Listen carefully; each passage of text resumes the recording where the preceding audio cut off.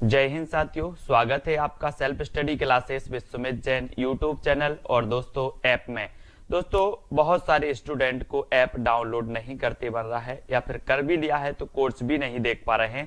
तो मैं आज उनको बता दूं कि ये जो सेल्फ स्टडी क्लासेस इस प्रकार से जब आप प्ले स्टोर से करते हैं तो ये आपका वेल जो है आइकन उसमें लगा हुआ है ना। तो इस प्रकार से सेल्फ स्टडी क्लासेस आपको सर्च करना है और ऐसे आइकन में आपको ऐप मिलने वाला है। ठीक है, तो दोस्तों हम देखें कि प्ले स्टोर में आपको इस प्रकार से दिखेगा ये सेल्फ स्टडी क्लासेस। ठीक है, ये प्ले स्टोर में आपको सेल्फ स्टडी क्लासेस का ऐप दिखने वाला है। ठीक है, ये इमेज उसमें डली है, ये आइकन, ये लोगो उसमें डला है। ठीक है, अब दोस्तों इसको इंस्टॉल करना है, यहां से आप इंस्टॉल करेंगे। ठीक है, अब इंस्टॉल करेंगे तो वहां पर आपको नंबर मांगेगा, जीमेल नंबर मांगेगा, तो आपको ओटीपी आएगा, तो आप रजिस्टर करके आगे बढ़ेंगे। तो साथियों स्टार्ट हो चुका है आज का ये सेशन। सभी लोग वीडियो को एक बार लाइक कर देंगे। दोस्तों आज हम पढ़ने वाले हैं आधुनिक काल, और आधुनिक काल में दोस्तों आज हम पढ़ेंगे भारतेंदु युग को। आपको पता है कि हिंदी साहित्य का जो आधुनिक काल है उसकी जो शुरुआत होती है वो भारतेंदु युग से होती है। ठीक है, तो सभी लोग तैयार हैं तो जल्दी से एक बार वीडियो को लाइक कर देंगे, वीडियो को अपने मित्रों तक शेयर कर दें। सभी लोग आ जाएं और स्टार्ट होता है आज का इस सेशन। साथियों हम रोज 9 बजे यहां पर अपन पढ़ते हैं। आप जूनियर टेट एग्जाम की तैयारी कर रहे हैं या फिर दोस्तों आप तैयारी कर रहे हैं TGT PGT exam, super TET exam की, तो हिंदी साहित्य आपके लिए दोस्तों यहां पर बहुत बढ़िया तरीके से पढ़ाया जाएगा। आज का अपना पहला प्रश्न है कि आचार्य रामचंद्र शुक्ल की दृष्टि में किस युग के लेखकों की दृष्टि व्याकरण के नियमों पर अच्छी तरह नहीं जमी थी? ये आपका पहला प्रश्न है। जिन भी साथियों ने दोस्तों अभी तक ऐप डाउनलोड नहीं किया है वो ऐप जरूर डाउनलोड कर लें। प्ले स्टोर से आपको क्या करना है, प्ले स्टोर में जाइए, प्ले स्टोर में सर्च करिए सेल्फ स्टडी क्लासेस, है ना। ये ऐप आप डाउनलोड कर लेते तो हिंदी साहित्य का दोस्तों यहां पर आपको खजाना मिलने वाला है ना। अब आपको बताना है कि आचार्य रामचंद्र शुक्ल की दृष्टि में किस युग के लेखकों की दृष्टि व्याकरण के नियमों पर अच्छी तरह नहीं जमी थी। बताइए, 4 विकल्प हैं, 4 में से आपको बताना है। सभी लोग आंसर बताएंगे। और दोस्तों किस युग में, किस युग के लेखकों की दृष्टि व्याकरण के नियमों पर अच्छी तरह नहीं जमी थी, ये क्वेश्चन आपको बताना है। और बिल्कुल सही आंसर आया है, उत्तर है भारतेंदु युग। भारतेंदु युग के कवियों की जो दृष्टि है वो व्याकरण के नियमों पर अच्छी नहीं जमी थी। ये जो कथन है ये कथन किसका है? रामचंद्र शुक्ल का। ये क्वेश्चन आए हुए हैं यूपी पीजीटी 2013 में, ये क्वेश्चन आया हुआ है। इन क्वेश्चनों को अपन को पढ़ना है। ये क्वेश्चन कई बार रिपीट होते हैं दोस्तों, बार बार रिपीट होते हैं। यहां पर देखते हैं आचार्य रामचंद्र शुक्ल की दृष्टि में भारतेंदु युग के लेखकों की दृष्टि व्याकरण के नियमों पर अच्छी तरह नहीं जमी थी। भारतेंदु युग के लेखक भारतेंदु हरिश्चंद्र हैं, बद्री नारायण चौधरी प्रेमघन हैं, प्रताप नारायण मिश्र हैं, ठाकुर जगमोहन सिंह हैं और लाला श्रीनिवास दास। अब आपसे यहां से एक क्वेश्चन और बनेगा कि निम्न में से बताइए कौन सा भारतेंदु युग का कवि है या फिर कवि नहीं है। तो अपन को याद रख लेना भारतेंदु हरिश्चंद्र, बद्रीनारायण चौधरी, प्रताप नारायण मिश्र, ठाकुर जगमोहन सिंह और लाला श्रीनिवास दास। ठीक है, अब दोस्तों अगला क्वेश्चन जो आपने बताया है कि भारतेंदु का खड़ी बोली में रचित कविताओं का संग्रह किस नाम से प्रसिद्ध है? खड़ी बोली में रचित कविताओं का संग्रह आपको बताना है। और आपने बिल्कुल सही आंसर चयन किया है कि सर फूलों का गुच्छा। फूलों का गुच्छा यानी ए नंबर आपका बिल्कुल सही हो जाएगा। ये जो फूलों का गुच्छा है ये दोस्तों भारतेंदु जी का कविताओं का संग्रह है ना। और एक खड़ी बोली की कविताओं का संग्रह है, याद रख लेना। बोले भारत में फूलों का गुच्छा खड़ा है, भारत में फूलों का गुच्छा खड़ा है तो भारत से बनेगा भारतेंदु। फूलों का गुच्छा तो फूलों का गुच्छा कविता संग्रह, खड़ा है तो खड़ी बोली, है ना।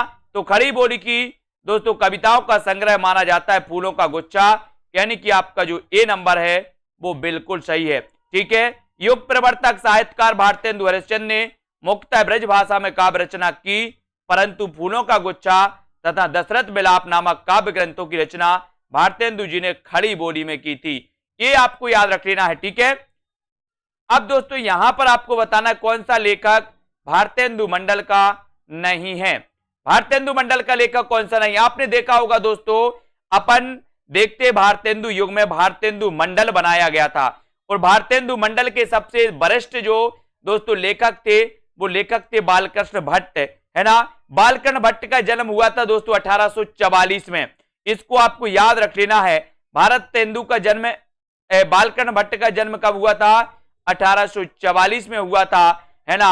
और भारतेंदु जी का जन्म कब हुआ था? 1850 में। तो एक उत्तर यहां से आता है कि सबसे वरिष्ठ जो भारतेंदु युग के थे वो बालकृष्ण भट्ट थे। याद रख लेना। कौन सा लेखक भारतेंदु मंडल का नहीं है? तो देखना दोस्तों, प्रताप नारायण मिश्र हैं, प्रेमघन भी हैं, बालकृष्ण भट्ट भी हैं, लेकिन श्रीधर पाठक नहीं है। उत्तर चला जाता है डी की तरफ। डी नंबर आपका बिल्कुल सही हो जाता है। भारतेंदु एवं उनका मंडल, इस प्रकार से भारतेंदु मंडल से एक क्वेश्चन आता है, याद रख लेना। सभी लोग लाइक करें वीडियो को, अपने मित्रों तक शेयर भी करना है, ठीक है। जितने भी हमारे साथी हैं शेयर जरूर किया करें व्हाट्सएप पर, और दोस्तों और भी जगह जहां पर भी आपको करना है। भारतेंदु एवं उनका मंडल, भारतेंदु हरिश्चंद्र, बद्री नारायण चौधरी प्रेमघन, प्रताप नारायण मिश्र, ठाकुर जगमोहन, है ना। और दोस्तों नवनीत चतुर्वेदी, अंबिका दत्त व्यास, राधा कृष्ण दास, ये सभी माने जाते हैं दोस्तों भारतेंदु मंडल। जबकि स्वच्छंदतावादी कवि माने जाते कौन? श्रीधर पाठक। अगला क्वेश्चन आपको बताना है प्रश्न क्रमांक 4 का कि भारतेंदु के अनुसार हिंदी नई चाल में कब ढली? ये क्वेश्चन कई बार आया है दोस्तों, कब ढली बताइए। सभी लोग वीडियो को लाइक जरूर कर देंगे। और भारतेंदु के अनुसार हिंदी नई चाल में कब ढली, एक क्वेश्चन अगर आपसे पूछा गया तो आपको उत्तर चयन करना है। बिल्कुल उत्तर चयन करना है। यसरत्ती साहब जी हैं, यसरत्ती जी का यसरत्ती साहब अपनी क्लास से जुड़े हुए और मास्टर कैडर में इनका सिलेक्शन हो गया। इनको बहुत बहुत शुभकामनाएं। यसरत्ती जी हमारे सभी स्टूडेंट के बीच में आए आप, है ना, और हमारे सभी साथियों का मार्गदर्शन भी करें किस प्रकार से आपने पढ़ाई की है। हिंदी नई चाल में कब ढली? 1873 में, यानी कि सी नंबर 1873 आपका बिल्कुल सही हो जाएगा। भारतेंदु जी ने कालचक्र नाम की अपनी पुस्तक में नोट दिया है कि हिंदी नई चाल में ढली 1873 ईस्वी में, है ना। इसको याद रख लेना। अब दोस्तों यहां पर रचनाकारों के साथ सुमेलित करना है। ये रचनाएं दी हैं और नीचे कूट दिया है आपके लिए इस प्रकार से। प्रेम पथिक किसकी रचना है? गीतिका किसकी रचना है? सांद गीत के रचनाकार कौन है? और गुंजन किसकी रचना है? बताइए। ये 4 विकल्प हैं, 4 में से आपको बताना है। जल्दी से बताइए, सभी लोग लाइक जरूर कर देंगे। साथियों उत्तर अपना क्या हो जाएगा? प्रेम पथिक के रचनाकार कौन है? इसका आंसर आपको बताना है। प्रेम पथिक आपको पता है दोस्तों, प्रेम पथिक के रचनाकार कौन माने जाते हैं? गीतिका किसकी रचना है? गीतिका के रचनाकार कौन है? तो बोले सर गीतिका तो सूर्यकांत त्रिपाठी निराला की है, सांद गीत तो महादेवी वर्मा की है, गुंजन तो सुमित्रा नंदन पंत की है ना। तो बताइए फिर उत्तर क्या हो जाएगा? प्रेम पथिक के रचनाकार कौन माने जाते हैं? बोले सर उत्तर आपका हो जाएगा कौन सा हो जाएगा उत्तर? ए नंबर, है ना। ए नंबर आपका बिल्कुल सही होगा। यहां पर याद रख लेना दोस्तों कि ए नंबर में जो आई भी दिया है ये गलत हुआ है यहां पर, क्योंकि इसके रचनाकार कौन माने जाते हैं? जयशंकर प्रसाद माने जाते हैं। यहां पर कुछ मिस्टेक है ना, इसको याद रख लेना है। प्रेम पथिक के रचनाकार कौन है? जयशंकर प्रसाद। ये मिस्टेक हो गया, बाकी सब सही है। गीतिका, सांद गीत, गुंजन, सुमित्रा नंदन पंत, ठीक है। इसको देखो, प्रेम पथिक दोस्तों ये जयशंकर प्रसाद की है, गीतिका सूर्यकांत त्रिपाठी निराला की रचना है, इसको याद रखेंगे, ठीक है। अब यहां पर आते हैं दोस्तों, यहां पर पढ़ते हैं सांद गीत के रचनाकार कौन है? महादेवी वर्मा। गुंजन सुमित्रानंदन पंत की रचना है, पंचवटी मैथिली शरण गुप्त की रचना है ना। इसको आपको याद रख लेना है। अगला क्वेश्चन आपके लिए दिया गया है कि दोस्तों आचार्य शुक्ल के अनुसार स्वच्छंदतावाद के प्रवर्तक कौन माने जाते हैं? बताइए। 4 विकल्प हैं। आचार्य रामचंद्र शुक्ल के अनुसार आपको बताना है कि दोस्तों स्वच्छंदतावाद के प्रवर्तक कौन हैं? बताइए। आचार्य शुक्ल के अनुसार स्वच्छंदतावाद के प्रवर्तक कौन माने जाते हैं? मैथिली शरण गुप्त, राधा कृष्ण दास, श्रीधर पाठक या फिर अयोध्या से उपाध्याय हरिओत? बताइए। यसरत्ती जी, यासू जी, बिल्कुल सभी लोगों को आंसर चयन करना है। आचार्य शुक्ल के अनुसार स्वच्छंदतावाद का बताना है कि प्रवर्तक कौन है, तब आपका बिल्कुल सही आंसर है कि श्रीधर पाठक ये स्वच्छंदतावाद के प्रवर्तक माने जाते हैं। इनको याद रख लेना है ना दोस्तों। आपको पता है कि क्वेश्चन कई बार आया है। आचार्य शुक्ल के अनुसार स्वच्छंदतावाद के प्रवर्तक श्रीधर पाठक हैं। इन्होंने ब्रज भाषा में मौलिक काव्य कश्मीर सुषमा की रचना 1904 ईस्वी में की। पाठक जी की खड़ी बोली में मौलिक कृतियां बनाष्टक, देहरादून, भारत गीत है ना, जगत सच्चाई सार, सांध अटन और गुणवंत हेमत, इनको भी अपन को पढ़ना है। अगला क्वेश्चन है हिंदी नई चाल में ढली ये कथन किसका है? कथन बताना है ये कथन किसका है साथियों। अभी अपन ने पढ़ा था कि हिंदी नई चाल में कब ढली, तो आपने बता दिया 1973। लेकिन अब आपसे पूछा गया कि हिंदी नई चाल में ढली ये कथन किसका है? बिल्कुल दोबारा आ रहा है मास्टर कैडर, बिल्कुल बहुत बढ़िया है ना, दोबारा मास्टर कैडर फिर से आ रहा है। बढ़िया तैयारी करें जितने भी हमारे साथी हैं, है ना, तैयारी में लग जाएं अभी से। मैं बता रहा हूं कि अभी एग्जाम के 1-2 महीने में कोई तैयारी नहीं होती। आप तैयारी करते हो तो पहले से किया करो, और निरंतर जो तैयारी करते हैं सिलेक्शन उन्हीं का होता है ना। तो यहां पर अभी से आप तैयारी में लग जाओ। और हिंदी नई चाल में ढली कथन किसका है? तो भारतेंदु हरिश्चंद्र का, और डी नंबर आपका बिल्कुल सही हो जाएगा। भारतेंदु हरिश्चंद्र, हिंदी नई चाल में ढली ये कथन भारतेंदु जी का है ना। और भारतेंदु हरिश्चंद्र का जन्म 1850 ईस्वी में काशी में हुआ। इनके द्वारा रचित 70 काव्य कृतियां हैं, इनको याद रख लेना। भक्ति सर्वस्व, प्रेम मालिका, कार्तिक स्नान, बैसाख महात्म, प्रेम सरोवर और प्रेम माधुरी, ये रचनाएं भी आपको याद रख लेना है दोस्तों।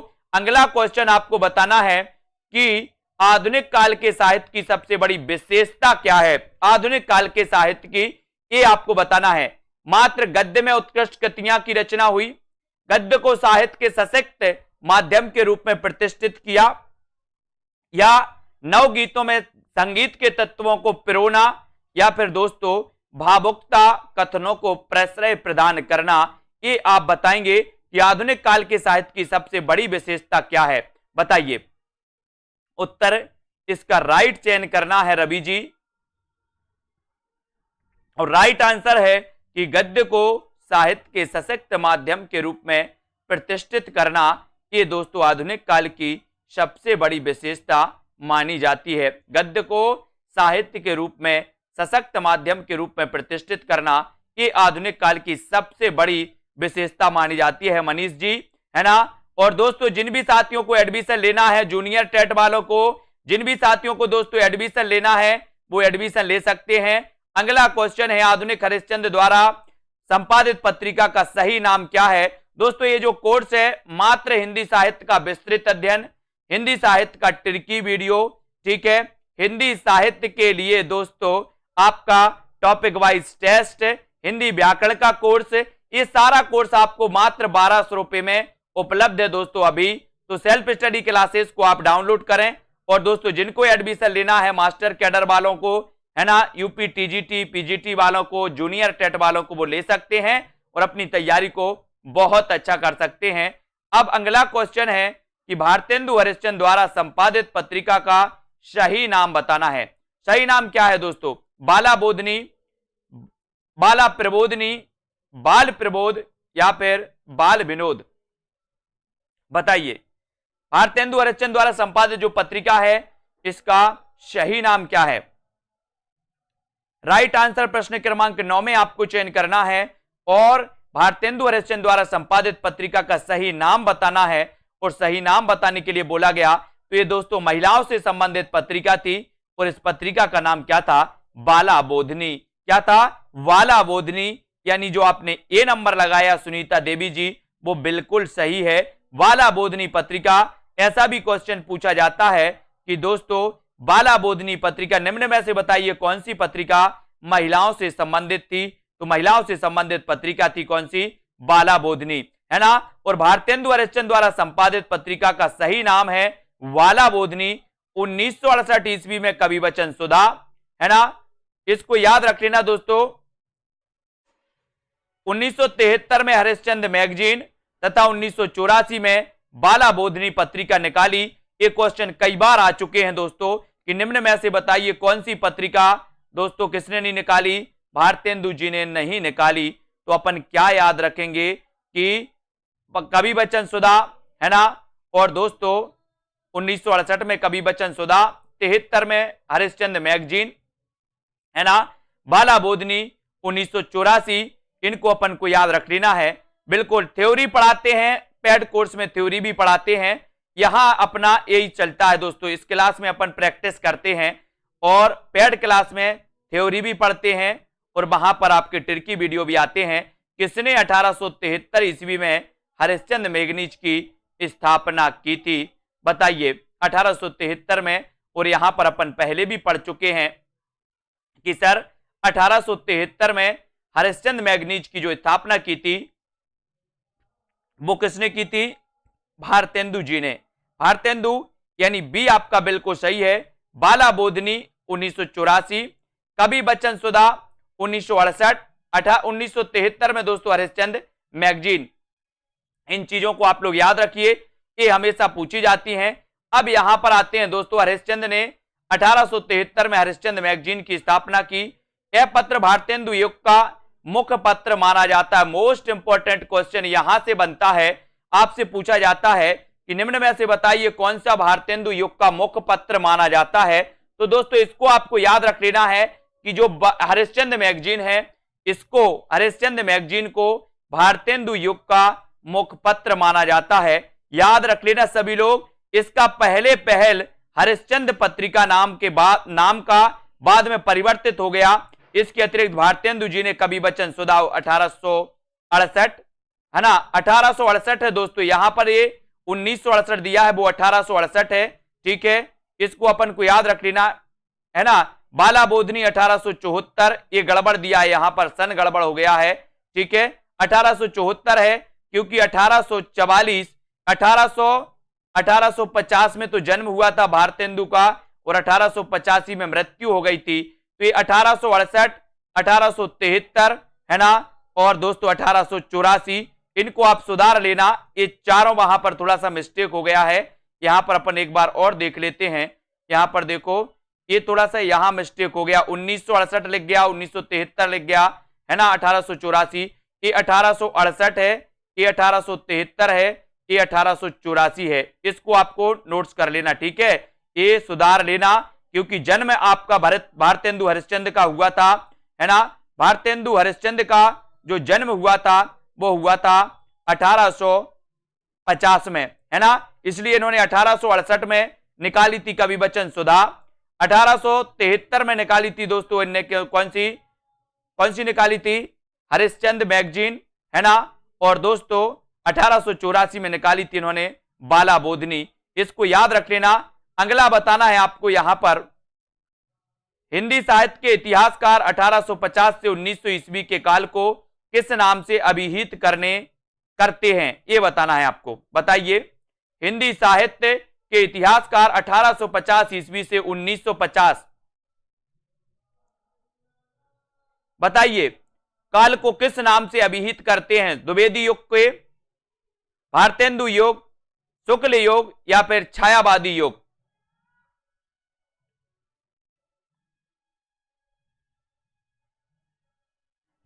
तो इसको याद रख लेना दोस्तों, ये उत्तर आपका सही हो जाएगा, भारतेंदु युग, है ना। 1850 से लेकर के 1900 युग, ये भारतेंदु युग कहलाता है। बी नंबर आपका बिल्कुल सही है, ठीक है। हिंदी साहित्य के इतिहासकार 1850 से 1900 के काल को भारतेंदु युग के नाम से जानते हैं। द्विवेदी युग का समय 1900 से दोस्तों 1918-20 माना जाता है, 1920 माना जाता है, ठीक है। 1918 से 36 ये छायावाद युग का है और दोस्तों 1936 से 43 जो होता है वो प्रगतिवाद का होता है ना। इनको आपको याद रख लेना है दोस्तों, ये 1918 से 36 ये छायावाद माना जाता है। अगला क्वेश्चन आपकी स्क्रीन पर है, भीतर भीतर सब रस चूसे, हंस हंस के तन मन धन मुंह से, पंक्ति किस कवि की है? बताइए, भीतर भीतर सब रस चूसे, हंस हंस के तन मन धन मुंह से, ये पंक्ति किस कवि की मानी जाती है? प्रियंका जी है ना। ये चार विकल्प में से अपन को चयन करना है। मीना जी, कल्पना जी बताइए। भीतर भीतर सब रस चूसे, हंस हंस के तन मन धन मुंह से, ये पंक्ति किसकी है? और 12 का आंसर आपने चयन किया है कि सर ये भीतर भीतर सब रस चूसे, हंस हंस के तन मन धन मुंह से, ये भारतेंदु जी की पंक्ति है ना।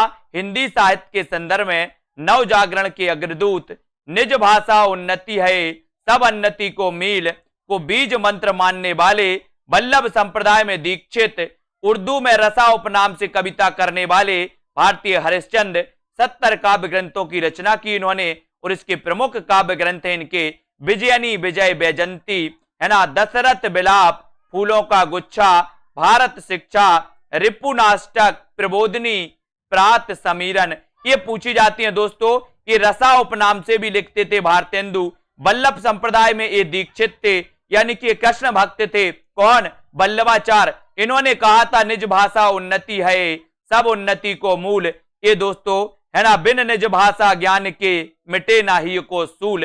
ये इन्होंने भारतेंदु जी ने पंक्ति दी थी। ये पंक्ति भी आपको याद रखना है। अगला क्वेश्चन है कि भारतेंदु ने जिस प्रकार हिंदी गद्य की भाषा का परिष्कार किया, उसी प्रकार काव्य की ब्रज भाषा का भी इस पंक्ति के लेखक कौन माने जाते हैं? ये आपको बताना है। उत्तर बताएंगे। उत्तर क्या हो जाएगा? फिर से पंजाब मास्टर कैडर आ रहा है। एक और पंजाब मास्टर कैडर का एग्जाम देंगे यशरत्ती जी, है ना। भारतेंदु ने जिस प्रकार हिंदी गद्य की भाषा का परिष्कार किया, उसी प्रकार काव्य की ब्रज भाषा का भी इस पंक्ति के लेखक हैं। इस पंक्ति के लेखक कौन माने जाते हैं? रामचंद्र शुक्ल माने जाते हैं, राम कुमार वर्मा माने जाते हैं, या फिर दोस्तों बताइए शिवदान चौहान या फिर रामविलास शर्मा माने जाते हैं? ये आंसर आपको बताना है। सभी लोग बताएंगे, जल्दी से बताएं उत्तर क्या हो जाएगा। उत्तर बताना है और उत्तर बिल्कुल सामने है आपके। बोले सर रामचंद्र शुक्ल, उत्तर तो आपने ही बता दिया, है ना। भारतेंदु ने जिस प्रकार हिंदी गद्य की भाषा का परिष्कार किया, उसी प्रकार काव्य की ब्रजभाषा का। तो ये आंसर तो आपके सामने था। उद्धव शतक में कितने छंद हैं बताइए?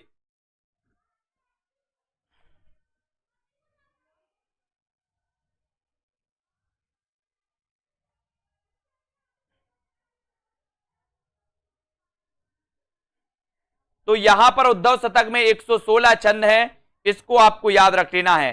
कितने छंद हैं? 116 छंद। यानी कि आपका जो ए नंबर है वो बिल्कुल सही हो जाएगा। ए नंबर आपका बिल्कुल सही हो जाएगा, ठीक है। ए नंबर 116। उद्धव शतक में 116 छंद हैं। उद्धव शतक जगन्नाथ दास रत्नाकर की प्रसिद्ध कृति है। इसको आपको याद रख लेना है, ठीक है। और दोस्तों आगे बढ़ते हैं। आगे जो अपना है यहां पर अंग्रेजी विद्वान पोप के एसे ऑन क्रिटिसिज्म का रोला छंद में समालोचना दर्श शीर्षक से इन्होंने अनुवाद किया। ये तो खैर ठीक है। अगला क्वेश्चन आपको बताना है, गोल्ड स्मिथ की कृति ट्रेवलर का हिंदी अनुवाद किसने किया? गोल्ड स्मिथ की, बहुत बढ़िया प्रश्न है। गोल्ड स्मिथ की कृति ट्रेवलर का हिंदी अनुवाद किसने किया बताइए?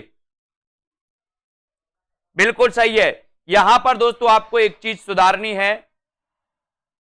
एक चीज सुधारनी है। 1868 सुधार लो, है ना, और 1873 और 1874 ये आप सही कर लेना, है ना।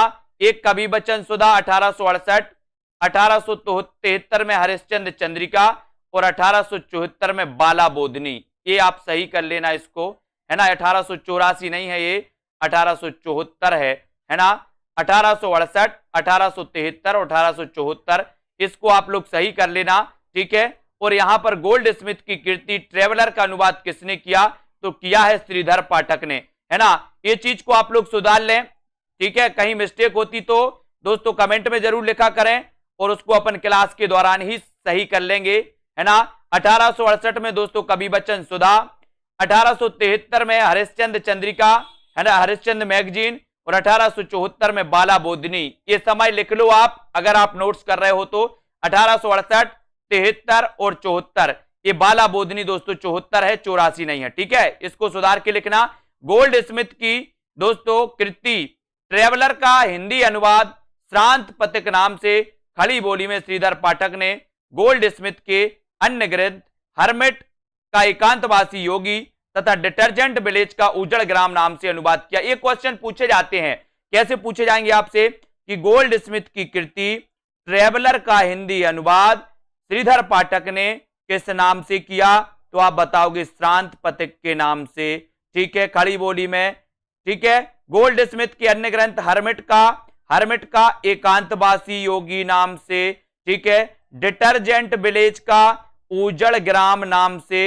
ये तीन पूछे जाते हैं, तीनों क्वेश्चन पूछे जाते हैं, इसको याद रख लेना। कैसे कैसे? गोल्ड स्मिथ का दोस्तों ट्रेवलर का श्रांत पथिक नाम से। ठीक है, खड़ी बोली का गोल्ड स्मिथ का के अन्य ग्रंथ में दोस्तों हर्मिट का एकांतवासी योगी नाम से, डिटर्जेंट विलेज का उजड़ ग्राम नाम से। इसको सभी लोग दोस्तों याद कर लेंगे। यहां से एक क्वेश्चन आपका बन जाता है, एक क्वेश्चन आपका आता है, इसको सभी लोग याद करेंगे। अगला क्वेश्चन है, त्रिशूल किसका उपनाम था?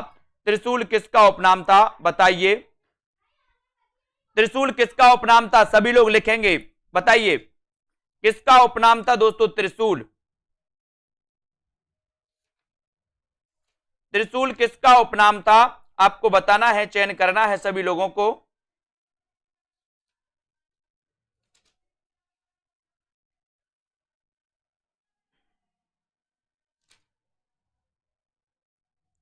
त्रिशूल उपनाम कई बार पूछा गया है दोस्तों, और ये हमेशा पूछा जाता है कि आपको बताना है त्रिशूल किसका उपनाम था। तो आपने यहां पर बिल्कुल चयन किया है कि सर गया प्रसाद शुक्ल स्नेही। गया प्रसाद शुक्ल स्नेही का उपनाम क्या था? तो इनका उपनाम था त्रिशूल। त्रिशूल आपको याद रख लेना है, त्रिशूल कई बार पूछा गया है। त्रिशूल किसका उपनाम था? तो दोस्तों त्रिशूल जो उपनाम था वो तो गया प्रसाद शुक्ल स्नेही का है ना। गया प्रसाद शुक्ल स्नेही का उपनाम त्रिशूल था। ये श्रृंगारिक कविताएं स्नेही उपनाम से लिखा करते थे, याद रख लेना। और दोस्तों राष्ट्रीय भावनाओं की कविताएं त्रिशूल उपनाम से लिखा करते थे। ठीक है, अब अगला क्वेश्चन आपको बताना है कि ब्रज कोकिल के नाम से कौन जाना जाता है? ब्रज कोकिल के नाम से आपको चयन करना है, चयन करिए फटाक से। ब्रज कोकिल के नाम से कौन जाना जाता है? सभी लोग चयन करेंगे।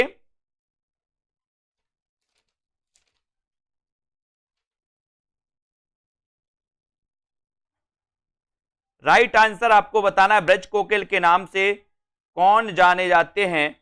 और यहां पर आपका बिल्कुल सही आंसर है, बोले सर सत्यनारायण कविरत्न। कौन जाने जाते हैं? ब्रज कोकिल के नाम से जो जाने जाते हैं सत्यनारायण कविरत्न जाने जाते हैं। और उत्तर चला जाता है आपका बी नंबर। ठीक है, बी आपका बिल्कुल सही है। ब्रज कोकिल के नाम से प्रसिद्ध कवि सत्यनारायण कविरत्न है। इनकी समस्त रचनाओं का संकलन बनारसीदास चतुर्वेदी ने हृदय तरंग से प्रकाशित कराया। इनकी प्रसिद्ध रचना है भ्रमर दूत। एक कई बार पूछा गया कि भ्रमर दूत की रचनाकार कौन है? तो आपको बताना है भ्रमर दूत के रचनाकार माने जाते हैं दोस्तों कौन कौन माने जाते हैं? सत्यनारायण कविरत्न। प्रेम कली भी इनकी रचना है, प्रेम कली और भ्रमर दूत। याद रख लेना। जिन भी साथियों को दोस्तों अभी तक आपने ऐप डाउनलोड नहीं किया, सेल्फ स्टडी क्लासेस ऐप जरूर डाउनलोड करें। और यहां पर दोस्तों अपन प्रतियोगिता भी अपनी आयोजित की जाती हैं, बहुत सारी चीजें, टेस्ट भी आपको मिलते हैं। भारतेंदु युग के नाटककार बताना है, नाटककार कौन है? भारतेंदु युग के नाटककार कौन है? श्रीनिवास दास, प्रसाद, हरिकृष्ण प्रेमी या फिर वृंदावन लाल वर्मा? बताइए।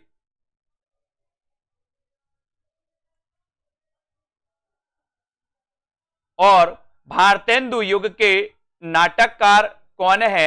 बोले सर भारतेंदु युग के नाटककार हैं श्रीनिवास दास। श्रीनिवास दास यानी ए नंबर बिल्कुल सही हो जाएगा। ठीक है, श्रीनिवास दास ने दोस्तों आपको पता है हिंदी का प्रथम उपन्यास लिखा था जिसका नाम था परीक्षा गुरु, है ना। और आचार्य रामचंद्र शुक्ल ने उसे हिंदी का प्रथम उपन्यास माना था, यह भी आपको याद रख लेना। और दोस्तों भारतेंदु युग के नाटककारों में श्रीनिवास दास, राधा कृष्ण दास, राधाचरण गोस्वामी, भारतेंदु हरिश्चंद्र, किशोरीलाल गोस्वामी, ये सभी माने जाते हैं। इतना सुन के पात सहीजी, श्री अकबर सहीजी, आद शेर सोना, नरहर दास चारण को दिया। इनके 1.5 शेर सोना हो गया, रास वंचना पूरन भया, आम खास बरखास हुआ। इन पंक्तियों का संबंध बताना है किससे है, बताइए इन पंक्तियों का संबंध किस रचना से है पिंकी जी, किस रचना से है? सभी लोग लाइक जरूर कर देना। इतना सुन के पात शाही जी, श्री अकबर शाही जी, आद शेर सोना नरहर दास चारण को दिया। इन पंक्तियों का संबंध किससे है बताइए? 84 वैष्णव की वार्ता से, चंद चंद की वर्णन की महिमा से, 252 वैष्णव की वार्ता से, या फिर आईने अकबरी की भाषा वचनिका से। तो अपन को पता है चंद छंद की वर्णन की महिमा ये गंग कवि की रचना मानी जाती है। किसकी मानी जाती है? गंग कवि की रचना है ना, इसको याद रखेंगे। और ये पंक्ति जो है इसका संबंध चंद छंद की वर्णन से है।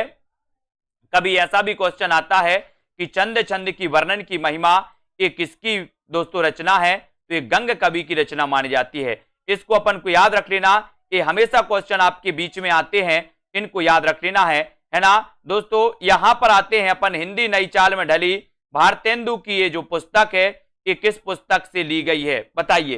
किस पुस्तक से ली गई है? हिंदी नई चाल में ढली ये किस पुस्तक से ली गई है? आपको कमेंट में लिख देना है किस पुस्तक से ली गई है। सभी लोग आंसर बताएंगे। वीडियो को लाइक जरूर करें, शेयर करें, और जिन भी साथियों को दोस्तों, जिन भी साथियों को ऐप डाउनलोड नहीं किया है वो सभी लोग ऐप डाउनलोड करें, सेल्फ स्टडी क्लासेस। और जो भी साथी हमारे जूनियर टेट एग्जाम की तैयारी कर रहे हैं, जो भी साथी हमारे टीजीटी पीजीटी की तैयारी कर रहे हैं, वो चाहते कि हम ट्रिक से पढ़ें, बहुत अच्छे से पढ़ें, तो हिंदी नई चाल में ढली भारतेंदु की ये युक्ति ले गई है दोस्तों, काल चक्र। बोले वो काल था जब हिंदी नई चाल में ढली थी, है ना। अब तो बोले हिंदी का काल है ना। काल था वो, काल था तो काल चक्र, बोले काल चक्र था। बोले सर हिंदी जब नई चाल में ढली थी, हिंदी नई चाल में ढली भारतेंदु जी की यह पंक्ति 1873 में प्रकाशित काल चक्र पुस्तक में से ली गई। इन्होंने नारद भक्ति सूत्र का तदीय सर्वस्व एवं सांडिल्य भक्ति सूत्र का भक्ति सूत्र बेजंती शीर्षक से अनुवाद किया। अगला क्वेश्चन आपकी स्क्रीन पर है, भारतेंदु जी ने किस पत्रिका का संपादन किया? 4 विकल्प हैं, 4 में से आपको चयन करना है। सभी लोग इसका बताएंगे किस पत्रिका का संपादन किया भारतेंदु जी ने। राइट आंसर क्या हो जाएगा साथियों? किस पत्रिका का संपादन किया भारतेंदु जी ने बताइए?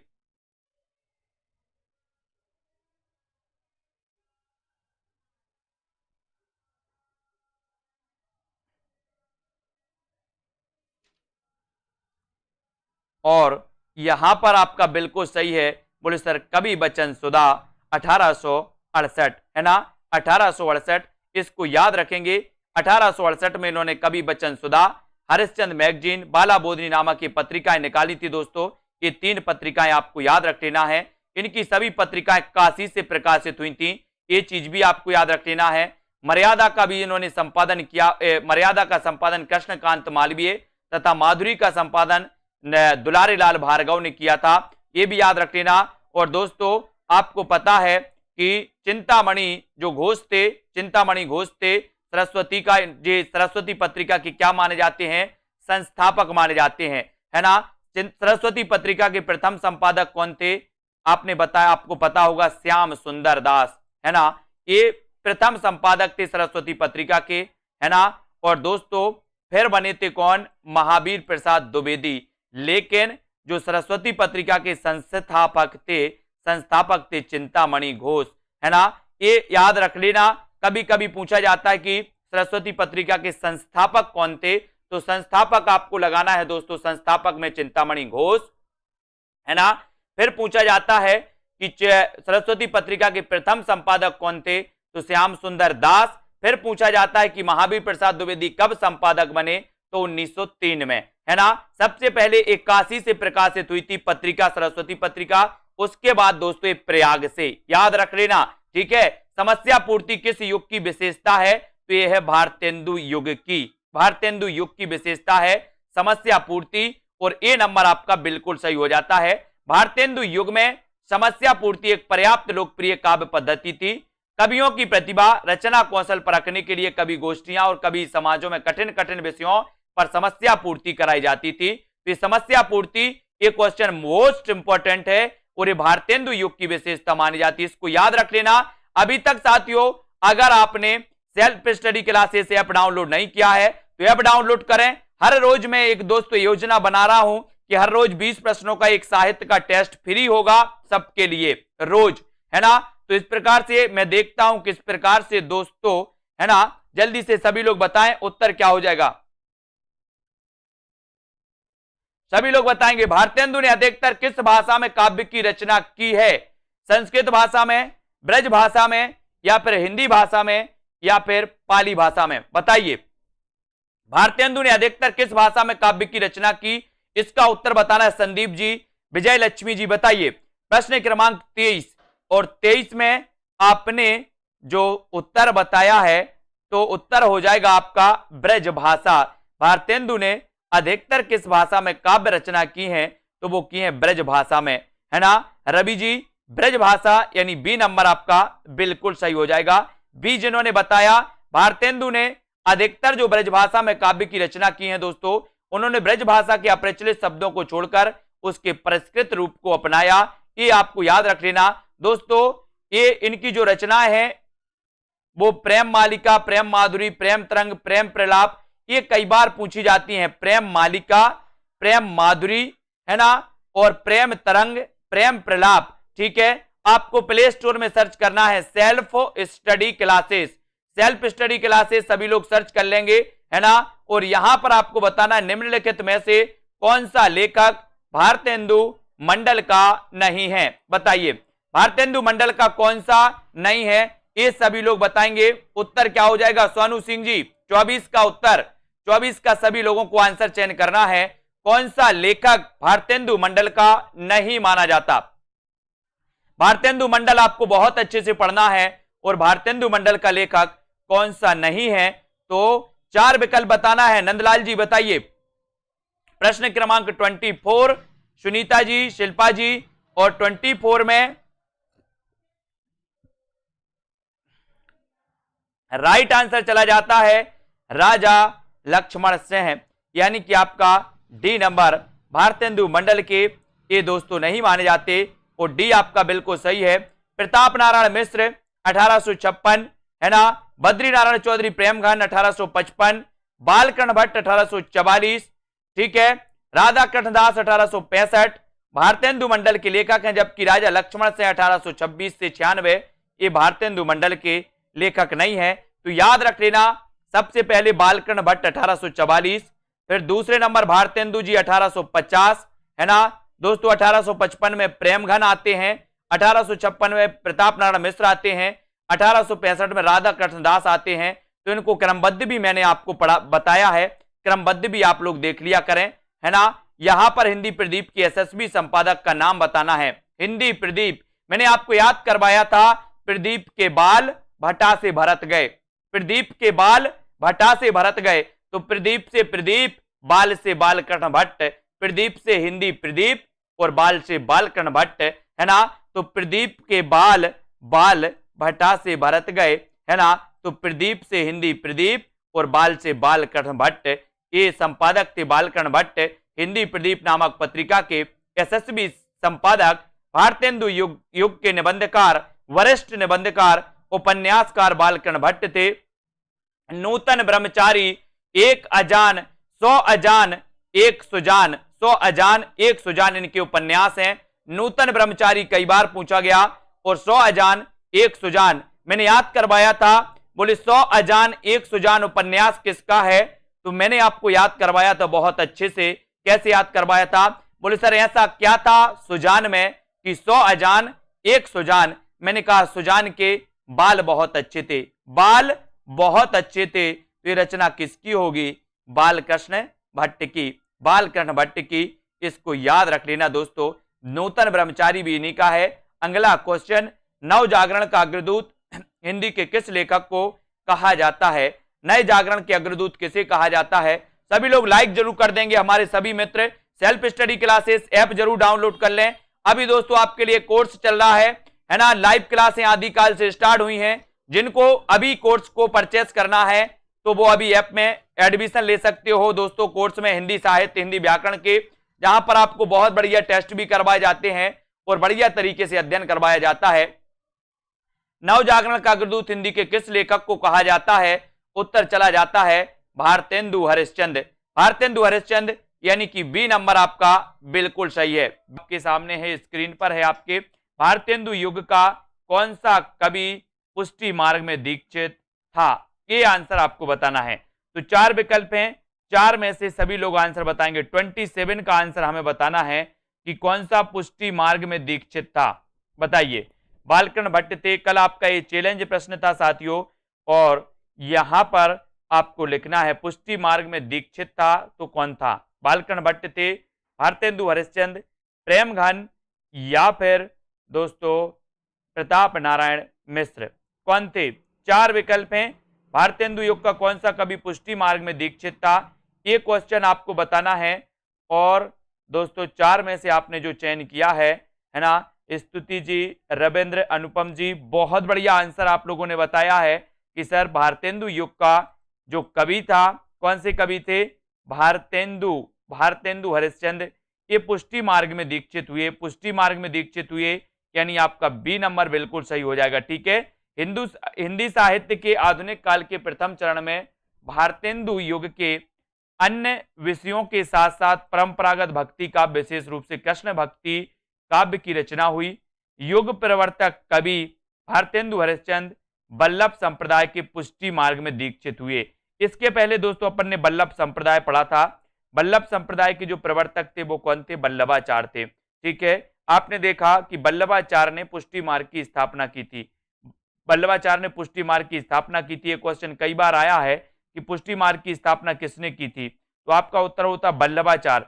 ठीक है। और आपने सूरदास का नाम सुना होगा। सूरदास जी के गुरु भी कौन थे? बल्लभाचार्य थे। ठीक है। बल्लभाचार्य जी के पुत्र का नाम था विट्ठलनाथ, और विट्ठलनाथ ने दोस्तों 1565 में काय की स्थापना की थी? अष्टछाप की स्थापना की थी। ठीक है।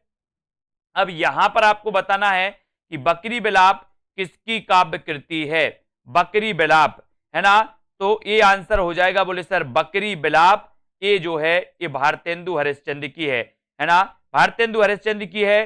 कल्पना जी, ये नंबर आपका बिल्कुल सही है। स्तुति जी, सुनील शर्मा जी, संदीप जी, बहुत बढ़िया, ये नंबर आपका बिल्कुल सही है। बकरी बिलाप किसकी काव्य कृति है? तो ये काव्य कृति है भारतेंदु हरिश्चंद्र की, यानी कि आपका जो ये नंबर है वो बिल्कुल सही हो जाएगा। ठीक है। भारतेंदु जी की मानी जाती है और ए नंबर बिल्कुल सही है। अब यहां पर आते हैं दोस्तों, अगला क्वेश्चन आपको यहां पर बताना है, यहां पर चयन करना है। बकरी बिलाप भारतेंदु जी की व्यंग्यात्मक काव्य कृति है, और इसके अतिरिक्त इनकी काव्य कृतियों में नाम लिया जाता है भारत दुर्दशा का, नाम लिया जाता है नील देवी, प्रेम प्रलाप, है ना, प्रेमाश्रु वर्णन, प्रेम तरंग, वर्षा विनोद, विनय प्रेम विनय, है ना, और प्रेम पचासा, ये प्रेम पचासा है। ठीक है। प्रेम पचासा, तन्मय लीला, दान लीला, विनय प्रेम पचासा। ठीक है। और दान लीला, ये सभी रचनाएं मानी जाती हैं दोस्तों, इनको आपको याद रख लेना है, ये भारतेंदु जी की रचनाएं हैं, ये सभी पूछी जाती हैं। अगला क्वेश्चन आपका है, किस लेखिका ने पशु पक्षियों पर केंद्रित रचना की है? ये क्वेश्चन आपको बताना है। प्रश्न क्रमांक आपका 29, और 29 में देवेंद्र जी बिल्कुल सही आंसर आया आपका। किस लेखिका ने पशु पक्षियों पर केंद्रित रचना की है? तो वो की है महादेवी वर्मा। अब दोस्तों महादेवी वर्मा जी की जब भी बात आती है तो महादेवी वर्मा को हम जानते हैं कि छायावाद के 4 आधार स्तंभों में से महादेवी वर्मा एक मानी जाती हैं। ठीक है। अब महादेवी वर्मा जी के बारे में अगर देखें तो दोस्तों इनकी रचनाओं में मेरा परिवार 1972 नामक रेखा चित्र लिखा इन्होंने, और इसमें महादेवी ने अपने पालतू पशु पक्षियों का विस्तृत इन्होंने वर्णन किया, जिसमें दोस्तों नीलकंठ, मोर, गिल्लू, गिलहरी, है ना, सोना, दुर्मुख, खरगोश, गौरैया, इस सभी का इन्होंने वर्णन किया है। तो एक क्वेश्चन बढ़िया आता है कि किस लेखिका ने पशु पक्षियों पर केंद्रित रचना की है? तो महादेवी ने। कभी कभी ऐसा भी क्वेश्चन आता है कि महादेवी जी की वह कौन सी रचना है जिसमें पशु पक्षियों पर का वर्णन किया गया? तो वो रचना है मेरा परिवार। मेरा परिवार। दोस्तों महादेवी वर्मा जी की जब भी बात आती है तो महादेवी वर्मा जी आपको पता है कि छायावाद की वर्मा त्रयी में भी शामिल हैं महादेवी वर्मा जी, है ना, और दोस्तों इनकी रचनाएं आपसे पूछी जाती हैं। निहार रचना पूछी जाती है, रश्मि, नीरजा, सांदगीत, दीपशिखा, यामा, ये सारी रचना महादेवी की पूछी जाती हैं। और यामा के लिए इन्हें दोस्तों 1982 में क्या मिला था, ज्ञानपीठ पुरस्कार भी मिला था महादेवी वर्मा जी को यामा के लिए। ठीक है, तो इनको भी अपन को याद रख लेना है। और अगला क्वेश्चन, रचना काल के अनुसार भारतेंदु हरिश्चंद्र की निम्नलिखित रचनाओं को सुमेलित दोस्तों बताना है कि रचना क्रम के अनुसार आपको चयन करना है। बताइए नंदलाल जी, रचना काल के अनुसार भारतेंदु हरिश्चंद्र की निम्नलिखित रचनाओं का सही अनुक्रम क्या है? 4 विकल्प हैं, अनुक्रम बताना है। भारतेंदु जी के बारे में आपको बताना है दोस्तों। मैंने कई बार आपको बताया कि भारतेंदु जी का जो जन्म हुआ वो 1850 ईस्वी में हुआ। ठीक है, इसके पहले आते हैं बालकृष्ण भट्ट। बालकृष्ण भट्ट का जन्म हुआ था 1844 में, ये भी याद रख लेना। सबसे वरिष्ठ माने जाते भारतेंदु मंडल के कौन? बालकृष्ण भट्ट। ठीक है, और 1850 में भारतेंदु जी दोस्तों और मात्र 35 वर्ष जिए, यानी कि इनकी जो उम्र थी मात्र 35 वर्ष, और 1885 में इनकी क्या हो जाती है? मृत्यु हो जाती है। लेकिन दोस्तों मात्र 35 साल में इतना कुछ कर गए भारतेंदु जी कि इनके नाम पर ही युग का नाम पड़ गया भारतेंदु युग, है ना। और रचना काल के अनुसार भारतेंदु हरिश्चंद्र की निम्नलिखित रचनाओं का सही अनुक्रम आपको बताना है। तब उत्तर है भक्त सर्वस्व, प्रेम तरंग, सतसई श्रृंगार और मधु मुकुल। इनकी रचना इस प्रकार से हैं दोस्तों, इनको याद रख लेना। भक्ति सर्वस्व, प्रेम मालिका, कार्तिक स्नान, वैसिक महात्म्य, है ना, और प्रेम सरोवर, प्रेमाश्रु वर्षण, है ना, जैन कुतूहल, प्रेम सतसई। ठीक है, इनको याद रखेंगे। होली, मधु मुकुल, राग संग्रह, वर्षा विनोद, प्रेम विनय, प्रेम पचासा, फूलों का गुच्छा, प्रेम फुलवारी, ये सारी की सारी रचनाएं पूछी जाती हैं दोस्तों। कृष्ण चरित, है ना, श्री अलवरत वर्मन, श्री राजकुमार, ठीक है, सुखागत पत्र, सुमनोन्नजली, ठीक है, श्रीजी बनजी महाराज, ये सारी की सारी रचनाएं, इतनी सारी रचनाएं इनकी। बकरी बिलाप है, ये पूछी जाती है। ठीक है, बकरी बिलाप हमेशा पूछी गई है दोस्तों। इतनी सारी रचनाएं भारतेंदु जी ने लिखी हैं और ये पूछी जाती है इनकी। बंदर सभा, विजय बल्लरी, विजयनी विजय पताका, ये सारी रचनाएं इनकी पूछी जाती हैं दोस्तों। इनको अपन को याद रख लेना है। ठीक है, अब यहां पर आते हैं, अगला यहां पर आपको बताना है रचना काल के अनुसार श्रीधर पाठक की निम्नलिखित रचनाओं का सही अनुक्रम बताना है। ये 4 विकल्प हैं, श्रीधर पाठक के बारे में आपको बताना है। और श्रीधर पाठक के बारे में अपन ने पढ़ा है कि जो श्रीधर पाठक हैं ये स्वच्छंदतावाद के प्रवर्तक माने जाते हैं। एक चीज और आपको याद रखनी है दोस्तों कि स्वच्छंदतावाद शब्द का सर्वप्रथम प्रयोग किया था किसने? मुकुटधर पांडे ने। अगर क्वेश्चन आपसे पूछा जाए कि स्वच्छंदतावाद शब्द का सबसे पहले प्रयोग किसने किया? मुकुटधर पांडे ने। छायावाद शब्द का सबसे पहले प्रयोग किसने किया? मुकुटधर पांडे ने, है ना, याद रख लेना। लेकिन आपसे पूछा जाता है कि स्वच्छंदतावाद के प्रवर्तक कौन है? तो आपका उत्तर होता है श्रीधर पाठक। ठीक है, इनकी रचनाओं को क्रमबद्ध पूछा गया। 4 विकल्प और हैं यहां पर। 4 विकल्प में दोस्तों आपका उत्तर बिल्कुल सही है, बी नंबर का, है ना, बी नंबर का सही है। इनकी रचनाओं में देखें, इनकी रचनाओं को यहां पर हम देख लेते हैं।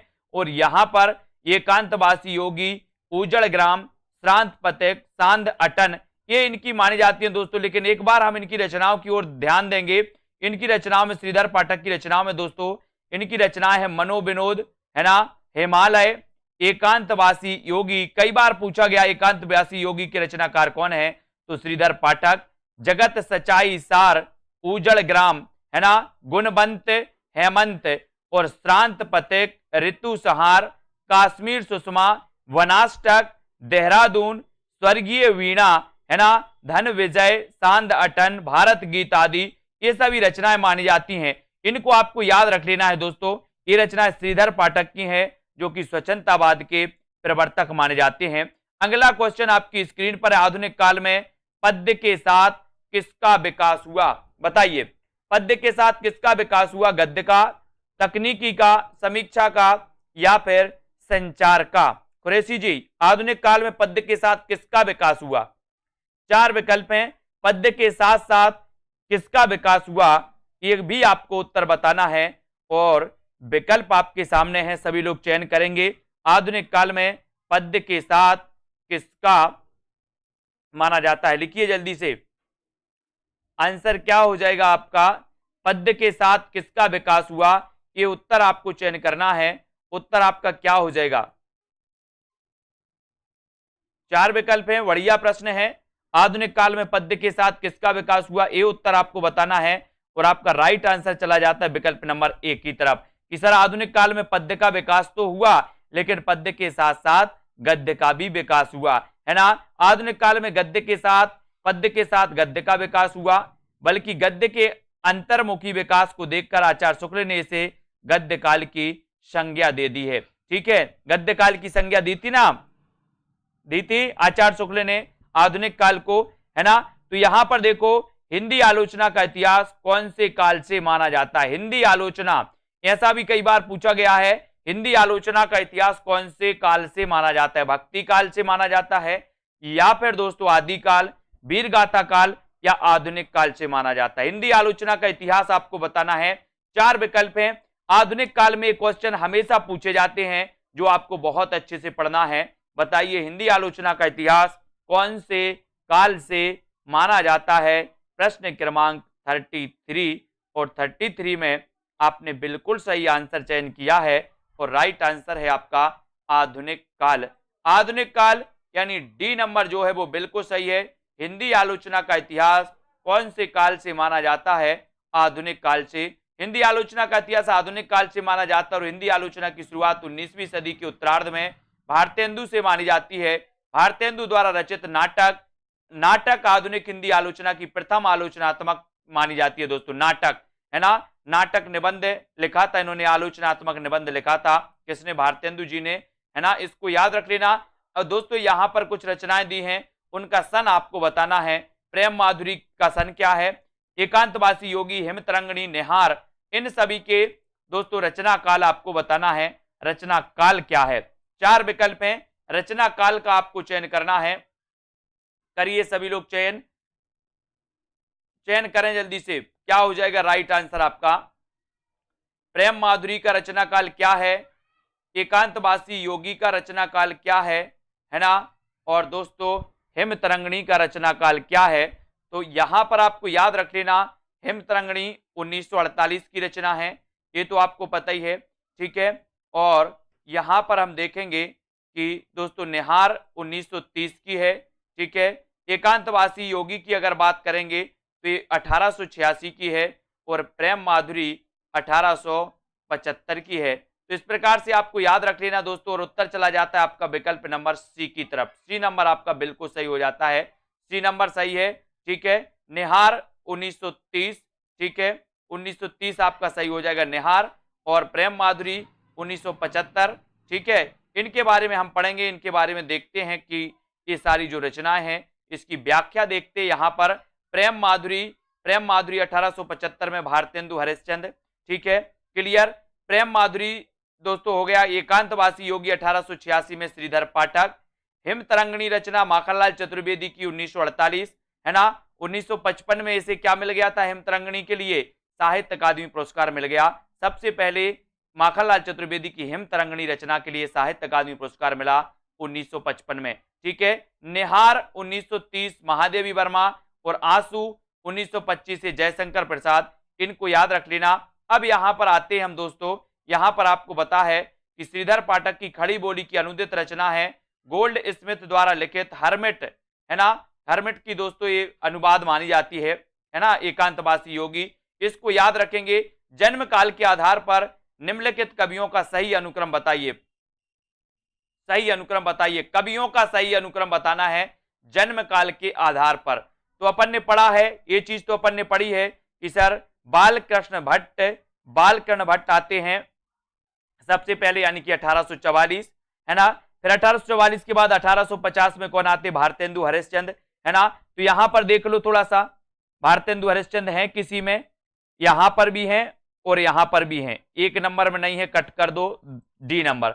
दो तो आपके कट हो जाते हैं। अब दो में आपने देखा कि सबसे पहले आए भारतेंदु, यहां भारतेंदु, फिर यहां पर बद्रीनारायण चौधरी प्रेमघन, और प्रताप नारायण मिश्र जगमोहन, ये लास्ट में आते हैं। तो उत्तर आपका यहां पर सी की तरफ चला जाता है। सी नंबर आपका बिल्कुल सही है। ठीक है, सी नंबर। इसकी यहां पर अपन थोड़ी सी व्याख्या देखते हैं। भारतेंदु जी का जन्म की बात करें तो 1850 में पहले भारतेंदु जी, बद्री नारायण चौधरी प्रेमघन 1855, प्रताप नारायण मिश्र 1856 और जगमोहन सिंह 1857। तो 50 में भारतेंदु, 55 में बद्रीनाथ, है ना, और दोस्तों प्रताप नारायण मिश्र 56 में, है ना, 56 का प्रताप है। बोले सर 56 इंच सीना का क्या है? प्रताप है। इनको याद रख लेंगे। बोले 56 इंच सीना का प्रताप है ना। और बोले सर बचपन में लोग बहुत प्रेम करते हैं। बचपन में करते प्रेम की नहीं, तो बचपन से 55 तक ऐसे याद रख लेना। बोले सर भारतेंदु जी का तो आपको पता ही है 50, है ना। बद्री नारायण चौधरी प्रेमघन, बोले आपको पता होगा, आपने अनुभव भी किया होगा। बोले सर प्रेम करते हैं बचपन में लोग, बचपन में यानी कि 55 में प्रेम करते हैं, है ना, सभी लोग करते हैं। प्रताप है किसका? बोले सर 56 इंच सीने का प्रताप है, 56 इंच सीना, है ना, प्रताप है। तो प्रताप नारायण 1856 और जगमोहन 57, है ना, संतान, इसको भी याद रख लेना। अगर आपकी संतान ना होती हो तो मोहन के पास जाना, भक्ति पूजा करना, तो याद रख लेना। तो इसको सभी लोग याद रखेंगे। अगला क्वेश्चन 36 का उत्तर आपने चयन कर ही दिया है कि स्वतंत्रतावाद का कवि कौन कहा जाता है हिंदी में? तो श्रीधर पाठक। श्रीधर पाठक यानी सी नंबर आपका बिल्कुल सही है।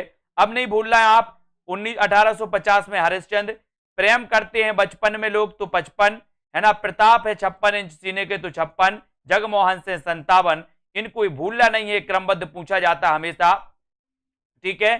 श्रीधर पाठक की रचनाओं की अगर बात करें तो बात आती है बनासटक की, देहरादून, भारत गीत, इन रचनाओं की बात आती है। अगला क्वेश्चन आपको बताना, नासिकेतोपाख्यान के लेखक कौन माने जाते हैं? चयन करिए, नासिकेतोपाख्यान के लेखक कौन माने जाते हैं? बिल्कुल कौन माने जाते हैं? भारत गीत, जगत सच्चाई सार, ये तो श्रीधर पाठक की मानी जाती हैं। बताइए उत्तर किसका हो जाएगा? नासिकेतोपाख्यान के लेखक कौन है? आंसर आपको चयन करना है। और बोले सर नासिकेतोपाख्यान सदल मिश्र, इसके लेखक कौन माने जाते हैं? सदल मिश्र। और डी नंबर आपका बिल्कुल सही हो जाता है। जिन भी साथियों ने अभी तक self study classes app download नहीं किया, वो सेल्फ स्टडी क्लासेस का ऐप जरूर डाउनलोड करें, है ना। अंग्रेजों द्वारा कलकत्ता में स्थापित फोर्ट विलियम कॉलेज, है ना, आपको पता है 1800 ईस्वी में दोस्तों फोर्ट विलियम कॉलेज की स्थापना हुई थी। और ये फोर्ट विलियम कॉलेज में कार्य करने वाले सदल मिश्र ने खड़ी बोली गद्य की पुस्तक नासिकेतोपाख्यान की रचना की। Fort William college Hindi Urdu अध्यापक लल्लू लाल ने प्रेम सागर, ये कई बार पूछा गया है कि लल्लू लाल ने प्रेम सागर, मुंशी सदा सुखलाल ने सुख सागर, इंसा अल्लाह खान ने रानी केतकी की कहानी की रचना की। और रानी केतकी की कहानी का जो अन्य नाम है जो पूछा जाता है, वो अन्य नाम क्या है? उदय भानचरित। रानी केतकी की कहानी इंसा अल्लाह खां और इसका अन्य नाम है उदय भानचरित, है ना। प्रेम सागर की रचनाकार लल्लू लाल, है ना। और दोस्तों यहां पर अपन ने देखा सुख सागर सदा सुखलाल की रचना, इनको याद रख लेना। नासिकेतोपाख्यान सदल मिश्र की, फोर्ट विलियम कॉलेज की स्थापना 1800 में हुई, है ना, ये भी आपको याद रख लेना है दोस्तों। अब यहां पर आते हैं, अब आपको एक कमेंट में उत्तर लिखना है कि फोर्ट विलियम कॉलेज की स्थापना किसने की थी। कमेंट में उत्तर जिनको भी बनता है वो कमेंट में जरूर लिखें, ठीक है। यहां पर आ जाते हैं, यहां पर आपको प्रश्न बताना है कि इनमें से कौन सा नाटक भारतेंदु जी का नहीं है? कौन सा नहीं है भारतेंदु जी का? भारत दुर्दशा, नील देवी, साधना जी, प्रेम जोगनी, रणधीर, प्रेम मोहिनी। जिन भी साथियों को कोर्स में एडमिशन लेना है वो कोर्स में एडमिशन लेते चलें और दोस्तों अपनी तैयारी को यथावत करें, चाहे वो जूनियर टेट वाले हों, चाहे दोस्तों आपके पंजाब मास्टर कैडर वाले हों, टीजीटी पीजीटी वाले हों। दोस्तों तैयारी आपको करनी है तो आ जाइए सेल्फ स्टडी क्लासेस ऐप पर, बढ़िया आपके लिए कोर्स लॉन्च किया गया है। व्यवस्थित पढ़िए, क्रमबद्ध पढ़िए, ट्रिक से पढ़िए, है ना। कौन सा नाटक भारतेंदु जी का नहीं है? तो अपन ने पढ़े हैं, है ना, पढ़े हैं क्या? नहीं, भारतेंदु जी का नाटक कौन सा नहीं है? नील देवी तो है, भारत दुर्दशा है, प्रेम जोगनी है, रणधीर प्रेम मोहिनी नहीं है। रणधीर प्रेम मोहिनी ये नाटक दोस्तों याद रख लेना, ये किसका है? ये है श्रीनिवास दास का। श्रीनिवास दास का माना जाता है दोस्तों रणधीर प्रेम मोहिनी, इसको याद रखेंगे। रणधीर प्रेम मोहिनी नाटक भारतेंदु हरिश्चंद्र का नहीं, बल्कि ये किसका है, लाला श्रीनिवास दास का है। इनके अन्य नाटक दोस्तों ताप्ता संवरण, संयोगिता स्वयंवर, है ना, किसके, श्रीनिवास दास के, ये भी आपको याद रख लेना। और दोस्तों भारत दुर्दशा, नील देवी और प्रेम जोगनी भारतेंदु हरिश्चंद्र के नाटक माने जाते हैं। अगला क्वेश्चन आपकी स्क्रीन पर है, सुख सागर की रचना किसने की, बताइए। सदल मिश्र ने की, लल्लू लाल, इंसा अल्लाह खां या फिर सदा सुखलाल ने। दोस्तों ये तो आपको पता ही है, हाँ बिल्कुल, बहुत बढ़िया। ये जो रणधीर प्रेम मोहिनी है, ये दोस्तों प्रथम दुखांत नाटक माना जाता है। आपसे कभी पूछा जाए कि हिंदी का प्रथम दुखांत नाटक कौन सा है, तो आपको बताना श्रीनिवास दास का रणधीर प्रेम मोहिनी। Very good. सुख सागर की रचना किसने की, बताइए। सदल मिश्र ने, लल्लू लाल ने, इंसा अल्लाह खां या फिर सदा सुखलाल ने सुख सागर की रचना। और बोले सर सुख सागर की रचना सुख सागर और सदा सुखलाल, सुखलाल, ठीक है। भारतेंदु पूर्व हिंदी गद्य के 4 और नायकों की निम्नलिखित रचनाएं हैं, जिसमें सुख सागर, है ना, मुंशी सदा सुखलाल ने लिखा। इंसा अल्लाह खां, जिसे उदयभान चरित भी कहा जाता है, इस इंसा अल्लाह खां को रानी केतकी की कहानी, है ना, याद रख लेना। इनकी दोस्तों सॉरी, रानी केतकी की कहानी को उदयभान चरित कहा जाता है, इंसा अल्लाह खां की रचना है, याद रख लेना। और नासी केतुपाख्यान सदल मिश्र और प्रेम सागर लल्लू लाल की रचना मानी जाती है। अगला क्वेश्चन आपका दोस्तों, कविता रत्नाकर शब्द किस कवि के साथ जुड़ा। रत्नाकर शब्द बताना किस कवि के साथ जुड़ा है, हरिश्चंद्र के साथ, जगन्नाथ या फिर बद्री नारायण या भिखारी दास के साथ। सभी लोग लाइक जरूर कर देना अपने मित्र, और दोस्तों सभी अपने शेयर जरूर कर दिया करो अपने साथियों तक, है ना। रत्नाकर शब्द किस कवि के साथ जुड़ा है, इसका उत्तर आपको चयन करना है। और अपन ने कई बार पढ़ा है कि सर जगन्नाथ दास रत्नाकर, रत्नाकर, इसको याद रखेंगे, जगन्नाथ दास रत्नाकर, है ना। बी नंबर आपका बिल्कुल सही हो जाएगा। रत्नाकर उपाधि ब्रज भाषा के प्रसिद्ध कवि जगन्नाथ के साथ जुड़ा, जबकि भारतेंदु हरिश्चंद्र की उपाधि थी और प्रेमघन बद्रीनारायण चौधरी प्रेमघन, है ना, इसको याद रख लेना। भारतेंदु हरिश्चंद्र की उपाधि, प्रेमघन बद्रीनारायण चौधरी प्रेमघन की उपाधि थी, है ना, इनको याद रखेंगे। अब यहां पर आपको चयन करना है जगत सच्चाई सार, जगत सच्चाई सार के लेखक कौन है। जगत सच्चाई सार के लेखक आपको चयन करना है, बताइए। नाथुराम शर्मा शंकर हैं या फिर देवी दत्त शुक्ल हैं, श्रीधर पाठक हैं या फिर प्रियंका यादव जी, इनमें से कोई नहीं है, बताइए। सुमन जी, ऐसे कौन से साथी हैं जिन्होंने अभी तक सेल्फ स्टडी क्लासेस का ऐप डाउनलोड नहीं किया है। ऐप डाउनलोड करें दोस्तों, मस्ती से पढ़ते रहें। जगत सच्चाई सार कविता के रचयिता कौन माने जाते हैं, इसका उत्तर आपको बताना है। और जगत सच्चाई सार श्रीधर पाठक, किसकी रचना है ये, श्रीधर पाठक की है। और सी नंबर जगत सच्चाई सार की कविता श्रीधर पाठक आपका बिल्कुल सही हो जाएगा। जगत सच्चाई सार कश्मीर सुषमा, देहरादून, भारत गीत आदि द्विवेदी युग के स्वतंत्रतावादी कवि श्रीधर पाठक की रचना है, इनको याद रख लेना दोस्तों, ठीक है। और यहां पर आपको बताना है कि प्रयाग रामागमन के लेखक कौन है। प्रयाग रामागमन के लेखक कौन है, बालकृष्ण भट्ट या फिर प्रताप नारायण मिश्र, प्रेमघन या इनमें से कोई नहीं। प्रयाग रामागमन के लेखक कौन माने जाते हैं, 43 का आंसर आपको चयन करना है। और प्रयाग रामागमन, प्रयाग रामागमन, और राइट आंसर आपका चला जाता है दोस्तों कहां, प्रेमघन, है ना। प्रयाग रामागमन के जो लेखक हैं वो हैं प्रेमघन, और सी नंबर आपका बिल्कुल सही है ना। प्रेमघन के बारे में अपन ने देखा था कि सर प्रेमघन का जन्म हुआ था 1855 में, ठीक है, यही पढ़ा था ना अपन ने। 1850 में किसका हुआ था, भारतेंदु जी का। 1856 में किसका हुआ, प्रताप नारायण मिश्र का, ठीक है, 1856। 1857 में किसका हुआ, जगमोहन का, जगमोहन दास, है ना, ये याद रख लेना। 1850 भारतेंदु, और 1844 में किसका हुआ, बालकृष्ण भट्ट, है ना। 44, बोले बाल को चबा लो, है ना, कई कई बोलते ना कि सर बाल बहुत अच्छे हैं, बोले चबा लो तो, है ना, चबा तो क्या हो जाएगा, 44, 44, है ना। 44 में बालकृष्ण भट्ट, 1850 में भारतेंदु हरिश्चंद्र, 1855 में बद्रीनारायण चौधरी प्रेमघन, है ना। 1856 में प्रताप नारायण मिश्र, 1857 में जगमोहन, ये आपको याद करना है, ये क्रमबद्ध पूछा जाता है हमेशा, इसको याद रख लेना है दोस्तों, ठीक है। अब यहां पर आते हैं, अगला क्वेश्चन यहां पर पढ़ते हैं, इसके बारे में देखते हैं। प्रेमघन जी के भारतेंदु मंडल के साहित्यकार बद्रीनारायण चौधरी प्रेमघन ने भारतेंदु की भांति पद्य एवं गद्य दोनों में विपुल साहित्य रचना की। प्रयाग रामागमन, भारत सौभाग्य, जीर्ण जनपद, आनंद अरुणोदय, हार्दिक हर्षादर्श, मयंक महिमा, अलौकिक लीला, वर्षा बिंदु, ये भी आपको याद रख लेना है, ठीक है। और आर्याभिनंदन, स्वागत आदि प्रेमघन की प्रमुख रचनाएं हैं। प्रेमघन ने दोस्तों मासिक पत्रिका आनंद कादम्बिनी तथा दोस्तों हाँ साप्ताहिक पत्रिका नागरी नीरद का संपादन किया था। आनंद कादम्बिनी और नागरी नीरद, बोले सर नगर में आनंद का प्रेम है ना, याद रख लेना, प्रेममय आनंद है, नगर में प्रेममय आनंद है, तो नगर से नागरी नीरद है ना, आनंद से आनंद कादम्बिनी, प्रेम से प्रेमघन द्वारा संपादित मानी जाती हैं, याद रख लेना बिल्कुल। अंबिका दत्त व्यास का 1858, ये भी याद रख लेना, अंबिका दत्त व्यास 58 है ना, याद रखो। कली कौतिक रूपक के लेखक कौन है? कली कौतिक रूपक के लेखक आपको चयन करना है। प्रेमघन है, प्रताप नारायण मिश्र है, बालकन भट्ट हैं, या फिर इनमें से कोई नहीं। कली कौतुक रूपक के लेखक कौन माने जाते हैं? कली कौतुक।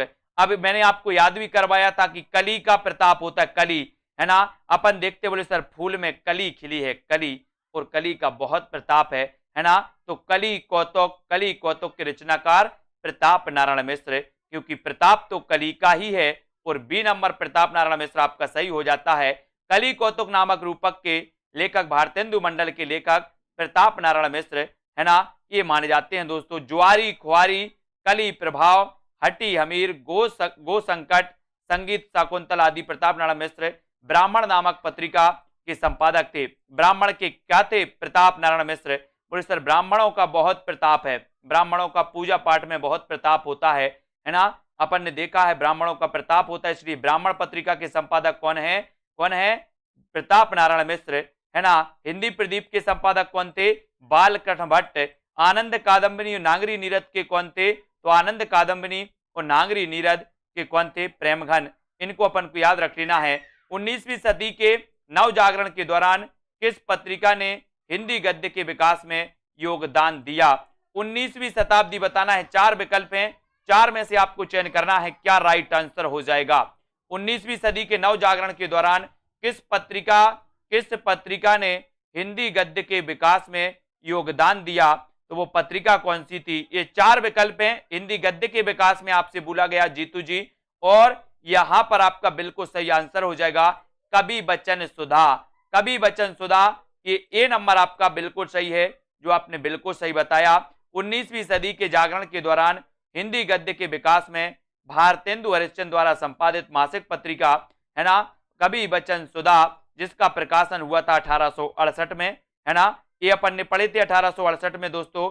कवि बचन सुधा, हरिश्चंद्र मैगजीन 1873, बाला बोधनी 1874, ये सभी मानी जाती हैं। अब यहां पर आपको बताना है कि 19वीं सदी में खड़ी बोली हिंदी के विकास में हिंदी के अस्तित्व की लड़ाई लड़ने वाले रचनाकार कौन माने जाते हैं? बहुत बढ़िया प्रश्न। प्रश्न क्रमांक 46 का आंसर आपको चयन करना है। उत्तर क्या हो जाएगा?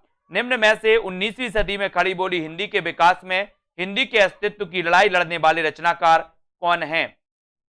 हिंदी के अस्तित्व के लिए किसने लड़ाई लड़ी थी, वो रचनाकार आपको बताना है।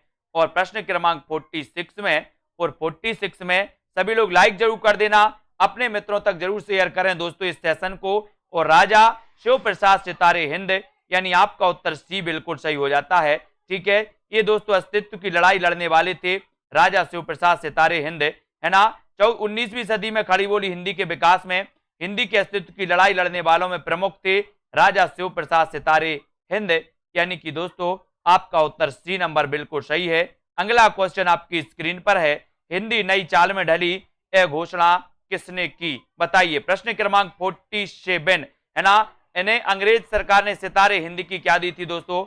उपाधि दी थी, और भारतेंदु जी को भारतेंदु की उपाधि दी गई थी।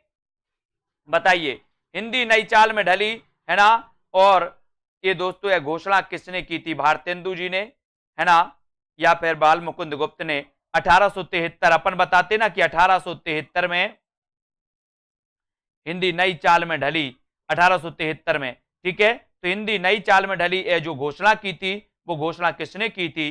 तब अपना राइट आंसर हो जाता है भारतेंदु हरिश्चंद्र ने। और ऐसा भी क्वेश्चन आता है कि हिंदी नई चाल में कब ढली, तो अपना उत्तर होता है 1873, है ना। तो इसको याद रखेंगे। भारतेंदु ने अपनी पुस्तक काल चक्र, ये भी पूछा जाता है कि किस पुस्तक में भारतेंदु जी ने ये घोषणा की थी कि हिंदी नई चाल में ढली, तो वो पुस्तक थी काल चक्र। पुस्तक थी काल चक्र 1873 ईस्वी में। यह नोट दिया गया कि हिंदी नई चाल में ढली, इस नई हिंदी को हरिश्चंद्री हिंदी की संज्ञा दी गई। तो 1873 में हिंदी नई चाल में ढली, एक कई बार क्वेश्चन आया।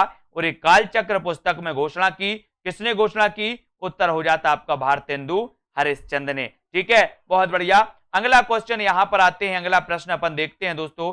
हिंदी नई चाल में ढली यह कथन किस आधुनिक कालीन साहित्यकार का है? तो सेम क्वेश्चन कई बार पूछा गया तो ये भारतेंदु हरिश्चंद्र का, ठीक है, अपन ने पढ़ लिया, है ना। अगला क्वेश्चन है, बगियान बसंत बसेरो कियो बसिए ते ही त्यागी तपाइन ना और दिन काम कोतूहल के जो बने तिन बीच वियोग बुलाइए ना।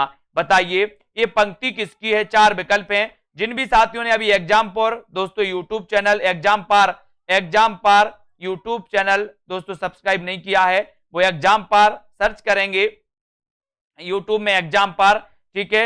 एग्जाम पार यूट्यूब चैनल हिंदी साहित्य ऐसे सर्च कर लेना। तो हिंदी साहित्य की एक लाइव क्लास आती है एग्जाम पार यूट्यूब चैनल में 10 बजे, है ना। उस क्लास को भी सभी लोग अटेंड करें, आपके लिए प्रैक्टिस करवाई जाती है, बढ़िया। तो वो भी आप पढ़ सकते हो। और यहां पर आपका बिल्कुल सही आंसर है कि बगियान बसंत बसेरो कियो बस ये ते ही त्याग तपाइए ना दिन काम कुतूहल के जो बने तिन बीच वियोग बुलाइए ना, है ना। ये जो पंक्ति है ये बद्री नारायण चौधरी प्रेमघन यानी कि बी नंबर। और प्रेमघन का जन्म हुआ था 1855 में। प्रेमघन बोले सर 55, बचपन से लेकर 55 तक प्रेम तो ही करते हैं, है ना। और बचपन में प्रेम बहुत लोग करते हैं, बोले सर, है ना, बचपन बहुत अच्छा था, सब लोग प्रेम करते थे, आज तो सब लोग गुस्सा होते हैं, है ना। तो याद रखना यहां पर दी गई पंक्ति बगियान बसंत बसेरो कियो तिन बीच वियोग बुलाइए ना की रचनाकार बद्रीनारायण चौधरी प्रेमघन है। इनकी रचनाओं की बात करें तो जीर्ण जनपद, मयंक महिमा, वर्षा बिंदु, आनंद अरुणोदय, अलौकिक लीला, ये रचनाएं मानी जाती हैं दोस्तों किसकी? प्रेमघन की। जिनमें आनंद अरुणोदय कई बार पूछा गया, जीर्ण जनपद भी कई बार पूछी गई है ना, आनंद अरुणोदय, इसको याद रख लेना। साहित्य में नवजागरण का सूर्योदय करने वाले या साहित्यकार कौन है? बताइए। प्रश्न क्रमांक 50 में जिन भी साथियों ने दोस्तों अभी तक self study classes app download नहीं किया, वो ऐप डाउनलोड कर लें। और दोस्तों यहां पर हिंदी साहित्य का एक बढ़िया कोर्स आपको लॉन्च किया गया, जिसमें आपको विस्तृत अध्ययन, जिसमें आपको ट्रिकी वीडियो, जिसमें आपको लाइव क्लासें, टॉपिक वाइज टेस्ट भी आपको कराए जाते हैं, प्लस हिंदी व्याकरण भी उसमें रहता है। तो दोस्तों आज ही ज्वाइन करें कोर्स को। मात्र 1200 रुपए का एक कोर्स है, 1 साल की पूरी वैलिडिटी आपके लिए दी जाती है। 1 साल तक आप अनलिमिटेड बार पढ़ सकते हो, है ना। इसकी कोई समय सीमा नहीं कि आपको 2 बार 3 बार, अनलिमिटेड बार इसको पढ़ो और अध्ययन करो, ट्रिकी वीडियो देखो, टेस्ट भी लगाओ, है ना। दोस्तों ऑलरेडी 3 बैच स्टार्ट हैं हिंदी साहित्य के, 3 बैच हैं। और फर्स्ट बैच का कल टेस्ट है कहानी का टेस्ट है फर्स्ट बैच वालों का सुबह 8 बजे से। तो ध्यान रहे फर्स्ट बैच वाले जितने भी हमारे साथी हैं, साहित्य में नव जागरण का सूर्योदय करने वाले साहित्यकार कौन है? तो वो साहित्यकार माने जाते भारतेंदु हरिश्चंद्र। और बी नंबर आपका बिल्कुल सही हो जाता। सभी लोग लाइक जरूर करते जाइए। साहित्य में नवजागरण का सूर्योदय करने वाले साहित्यकार भारतेंदु हरिश्चंद्र हैं। और भारतेंदु को ही नवजागरण का अग्रदूत कहा गया। भारतेंदु जी अपने समय के प्रमुख नाटककार, व्यंग्यकार, कवि, आलोचक, पत्रकार सब कुछ थे। तो एक बार और मैं आपको बताऊंगा यहां पर दोस्तों, जब भारतेंदु युग में हम पढ़ते हैं, भारतेंदु मंडल के दोस्तों लेखकों के बारे में पढ़ते हैं, तो आपको याद रख लेना है कि बालकृष्ण भट्ट का जन्म हुआ था 1844 में। भारतेंदु जी का जन्म हुआ था दोस्तों 1850 में, ठीक है। फिर उसके बाद आते हैं दोस्तों 1855 में। 1855 में किसका हुआ? बद्रीनारायण चौधरी प्रेमघन का। 1856 में किसका हुआ? बोले 56 इंच का प्रताप है, तो प्रताप नारायण मिश्र, ठीक है। फिर 1857 में किसका हुआ? जगमोहन का हुआ, ठीक है। 1858 में किसका हुआ? 1858 में हुआ दोस्तों किसका? 1858 में हुआ अंबिका दत्त व्यास, है ना, अंबिका दत्त व्यास का, तो ये याद रख लेना। और 1865 में राधा कृष्ण दास का। तो इस प्रकार से ये दोस्तों अपने भारतेंदु मंडल के पूरे कवि थे, इनको अपन ने याद कर लिया। बालकृष्ण भट्ट, भारतेंदु, है ना, और दोस्तों प्रेमघन, प्रताप नारायण मिश्र, जगमोहन और अंबिका दत्त व्यास, और दोस्तों 1865 में राधा कृष्ण दास।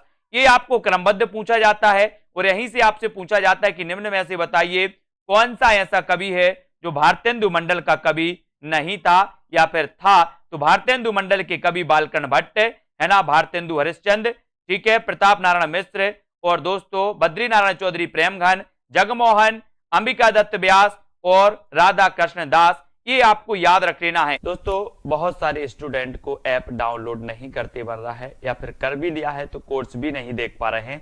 तो मैं आज उनको बता दूं कि ये जो सेल्फ स्टडी क्लासेस इस प्रकार से जब आप प्ले स्टोर से करते हैं तो ये आपका वेल जो है आइकन उसमें लगा हुआ है ना। तो इस प्रकार से सेल्फ स्टडी क्लासेस आपको सर्च करना है और ऐसे आइकन में आपको ऐप मिलने वाला है, ठीक है। तो दोस्तों हम देखें कि प्ले स्टोर में आपको इस प्रकार से दिखेगा ये सेल्फ स्टडी क्लासेस, ठीक है। ये प्ले स्टोर में आपको सेल्फ स्टडी क्लासेस का ऐप दिखने वाला है, ठीक है। ये इमेज उसमें डली है, ये आइकन, ये लोगो उसमें डला है, ठीक है। अब दोस्तों इसको इंस्टॉल करना है, यहां से आप इंस्टॉल करेंगे, ठीक है। अब इंस्टॉल करेंगे तो वहां पर आपको नंबर मांगेगा, जीमेल नंबर मांगेगा, तो आपको ओटीपी आएगा, तो आप रजिस्टर करके आगे बढ़ेंगे।